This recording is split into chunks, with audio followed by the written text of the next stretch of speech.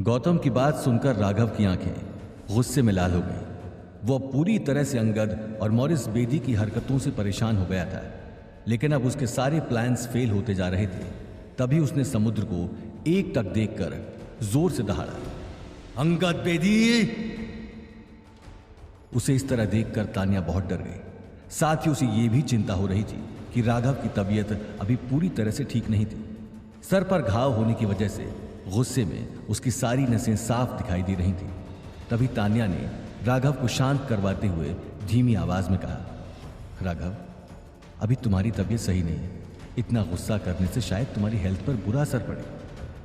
राघव ने एक नजर तान्या को देखा और खुद को संभालते हुए धीमी आवाज में कहा, सॉरी तान्या, लेकिन नहीं, इट्स ओके, लेकिन अभी तुम पूरी तरह से ठीक नहीं हुए हो।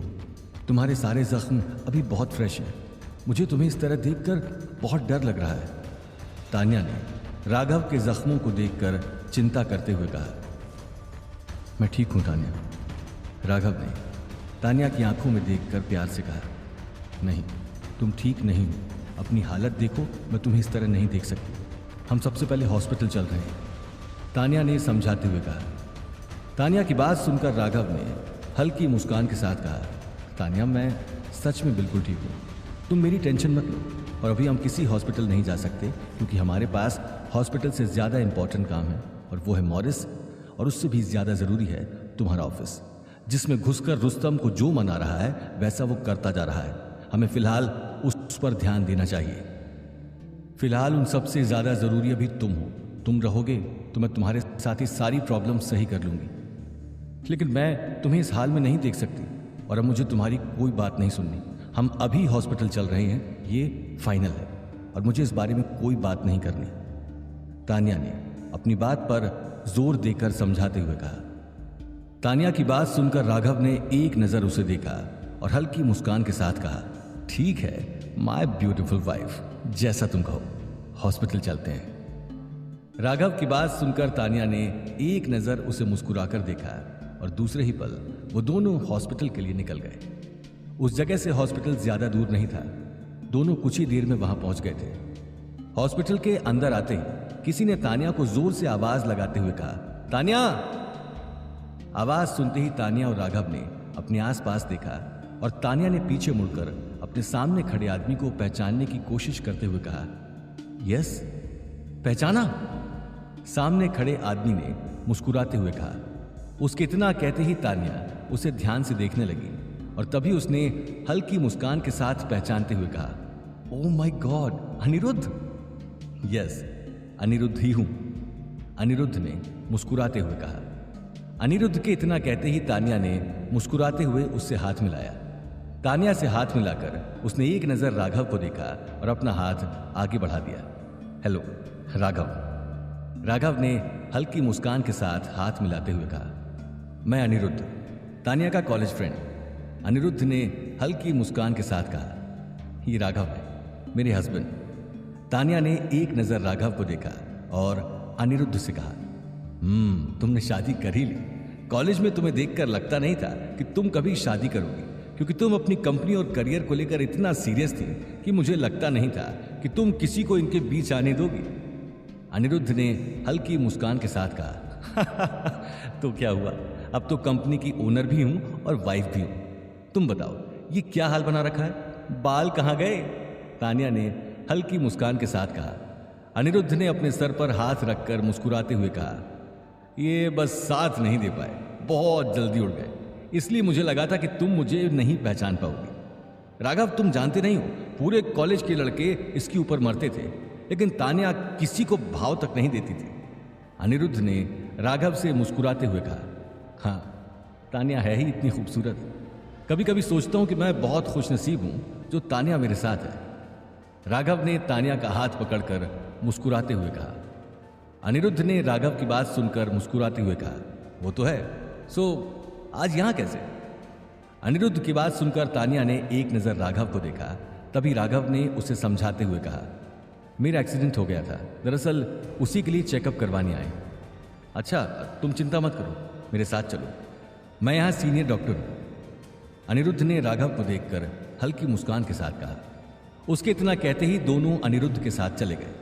उसके बाद अनिरुद्ध ने बिना समय गंवाए राघव का फुल बॉडी चेकअप करना शुरू कर दिया।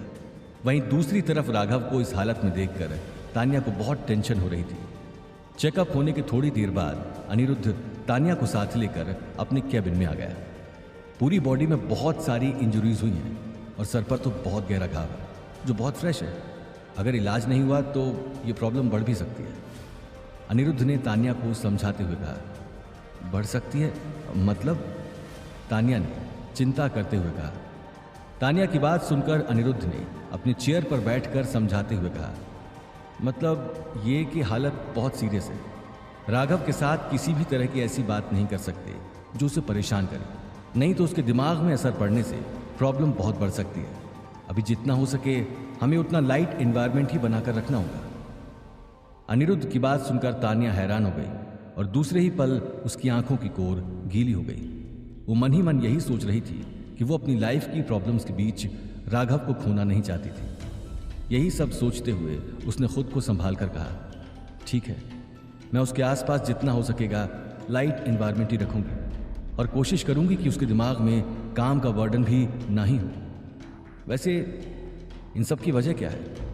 ऐसा लग रहा है कि जैसे राघव को किसी ने बहुत मारा है, सर पर किसी बड़े पाइप से वार किया गया हो।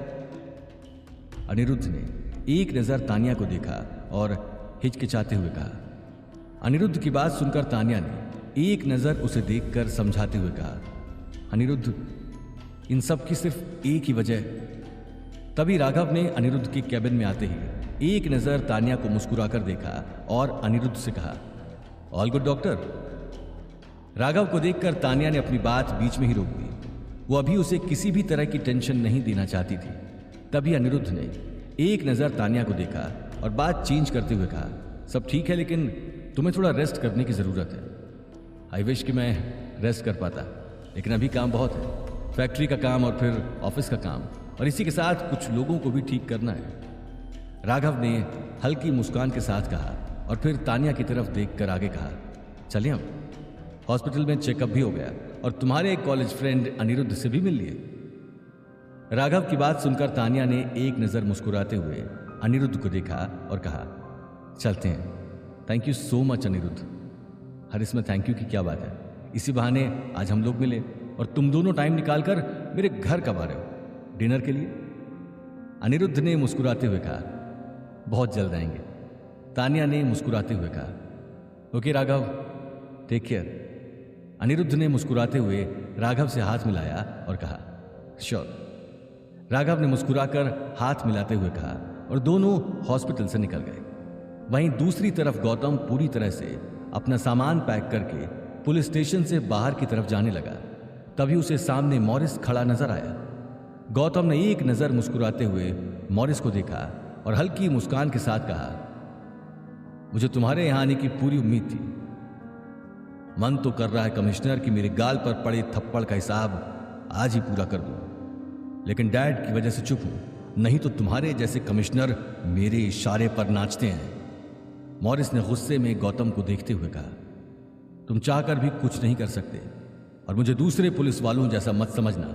ट्रांसफर करवा चुके हो, इससे ज्यादा तुम कुछ नहीं कर सकते।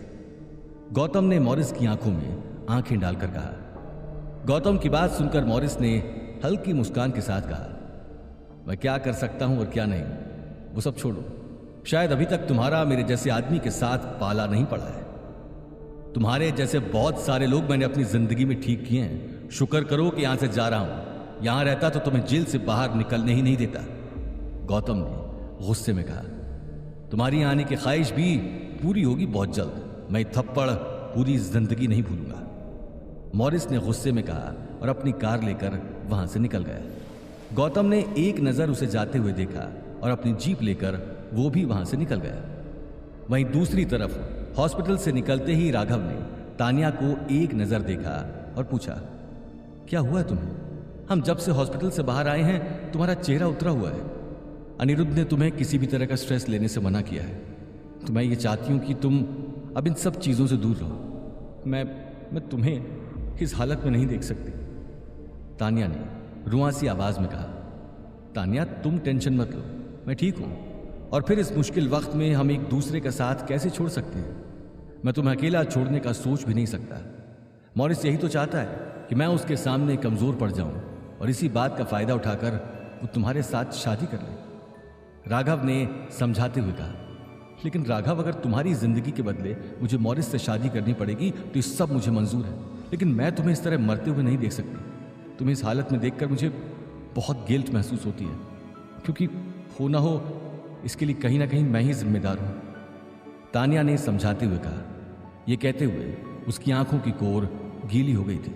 राघव ने एक नजर तानिया की आंखों को देखा और उसकी आंखों से आंसू पोंछते हुए कहा, तानिया, मुझे सब मंजूर है, लेकिन तुम्हारी आंखों में आंसू मंजूर नहीं है।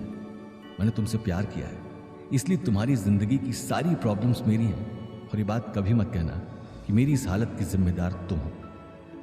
इतना कहने के बाद उसने तानिया के माथे पर किस किया और मुस्कुराते हुए आगे कहा, और वैसे भी किसी खूबसूरत लड़की के दिल में जगह बनाने के लिए इतनी मेहनत तो करनी पड़ेगी। शट अप, ऐसा कुछ नहीं है, और तुम कब से ये आशिकों की तरह बात करने लगे? तानिया ने हल्की मुस्कान के साथ कहा। तानिया की बात सुनकर राघव ने मुस्कुराते हुए कहा, मैं तो तुम्हारे प्यार में कब से आशिक बना घूम रहा हूं, तुम ही बस ध्यान नहीं देती। इतना कहकर वो तानिया को देखकर जोर जोर से हंसने लगा। तानिया भी उसकी बात सुनकर मुस्कुराने लगी और मुस्कुराते हुए उसने कहा, अच्छा जी माय डियर आशिक साहब, हम आपके ऊपर ध्यान नहीं देते, ये आपने कब फील किया? बस कभी कभी लगता है कि इतनी ब्यूटीफुल वाइफ जिसके चर्चे कॉलेज टाइम से फेमस है, उसके साथ रहने के बावजूद भी मैं इतना तन्हा रहता हूं। राघव ने शायराना अंदाज में कहा। क्या क्या क्या? वाह वाह वाह, तन्हा, ये शायराना अंदाज कहां से आया? तानिया ने मुस्कुराते हुए कहा। तानिया को बहुत दिनों बाद इतना खुश देखकर आज राघव बहुत खुश था। तभी उसने तानिया के पीछे लगे साइन बोर्ड पर लिखी हुई कुछ लाइंस पढ़ी और उसे शायराना अंदाज में सुनाते हुए कहा, तुम्हारी इसी मुस्कुराहट पर ये लाइंस कि कोई इतना प्यारा कैसे हो सकता है, कि कोई इतना प्यारा कैसे हो सकता है, और फिर सारा का सारा कैसे हो सकता है। राघव का यह अंदाज देखकर तानिया ने एक पल उसकी आंखों में देखा। आज वो सच में राघव के साथ बहुत अच्छा फील कर रही थी। अब राघव क्या करेगा? क्या तानिया राघव को फिर से अपनी जिंदगी में ला पाएगी? तानिया के साथ शादी करने के लिए मॉरिस की अगली चाल क्या होगी? गौतम अब राघव की किस तरह हेल्प करेगा? क्या होंगे इन सभी सवालों के जवाब कमेंट बॉक्स में कमेंट करके जरूर बताएं, और आगे की कहानी जानने के लिए सुनते रहें राघव बन गया जेंटलमैन, सिर्फ पॉकेट एफएम पर।